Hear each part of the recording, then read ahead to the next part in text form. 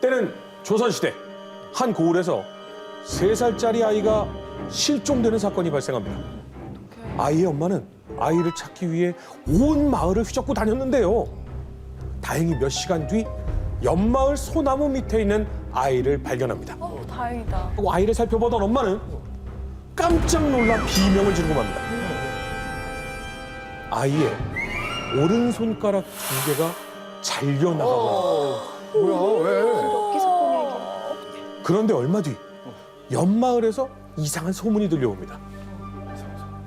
청년 김 씨가 손가락 2개를 잘라 아버님께 드리고 병환을 고쳤다.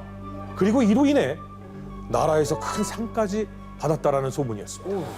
뭐야, 이거 합리적 의심이 딱 드네요. 그거 자기 손가락이 아니라 애 손가락인 것 같아요. 에이. 과연 옆마을 청년 김 씨가 범인일까요? 이 사건에 주목을 하고 있는 전문가가 있어서 이 자리에 특별히 모셨습니다. 연세대 의과대학 의사학과 이경록 교수님 나오셨습니다. 안녕하세요. 네, 안녕하세요. 조선에서 발생한 이 끔찍하고 엽기적인 사건 어떻게 보고 계십니까?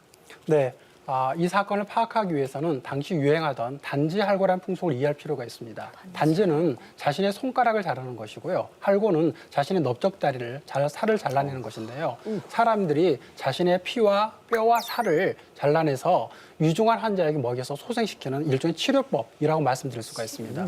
그런데 흥미로운 것은 성종대에 이와 같은 단지할고법이 크게 유행을 한다는 것입니다. 아니 뭐 성종이 그런 치료법을 권장하진 않았을 테고. DNA 요법 아닌가?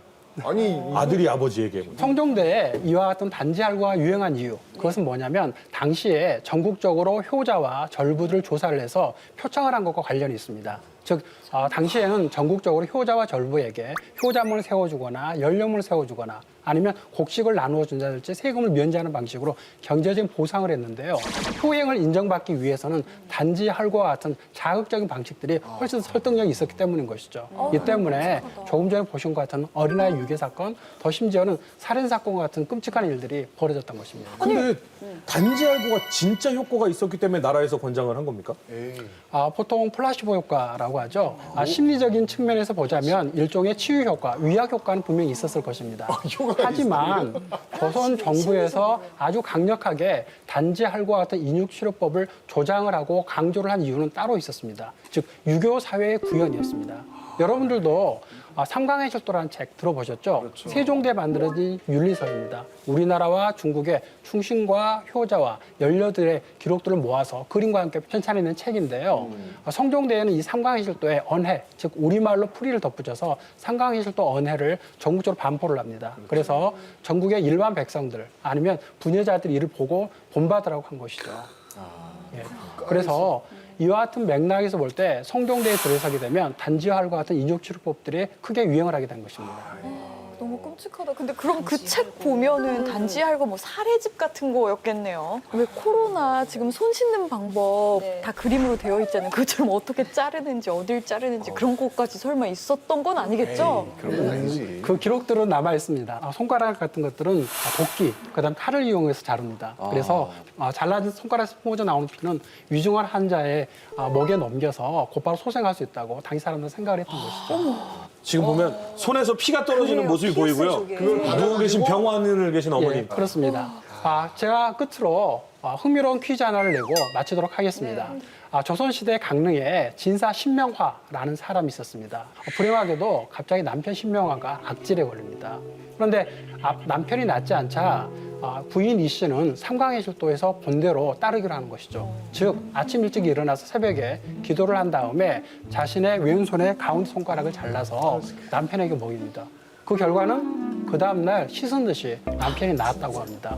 그런데 이 신명화와 부인 이 씨 사이에는 딸이 한 명 있었습니다. 근데 이 딸이 한국사에서 아주 유명한 여성입니다. 이 사람이 누구일지 추론해 보시죠.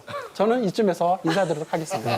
네, 교수님 나와주셔서 감사합니다. 교수님 퀴즈 하나 내시고 가시는 거예요. 감사합니다. 네, 감사합니다. 사실 저하고도 관련이 있어요. 저희 집안 어르신이에요. 오, 그 조선시대 신씨 여성 가장 유명한 우리 설마 지갑에 5만 원?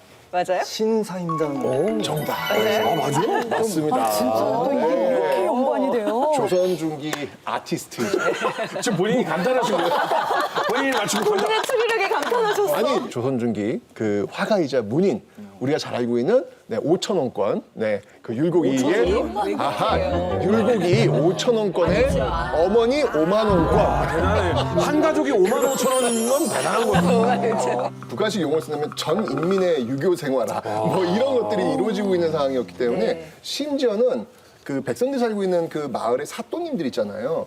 그 마을에 만약에 이런 효녀 또는 뭐 연령, 효자 뭐 이름이 나왔어. 그러면 사또의 또 평가, 고가 점수에도 들어가요. 이게 나왔어. 그럼 나는 승진할 수 있는 거야. 그러니까 이때 당시에도 공무원분들이 점수 받기 위해서 아이고 요즘에는 이번 주간은 무슨 주간이니까 다들 손가락들 한번 멀쩡하신 분들은 나와주시고 유교도 좋고 효도 좋고 그러지만 이거 백성들의 손가락이 잘려나가고 허벅지가 잘려나가고 이게 맞아. 사실 유교 정신 그 성리학이 좀 변질되는 사례들 아닌가요? 맞아요. 이런 게 나중에 사이비 종교가 되고 이런 거거든요.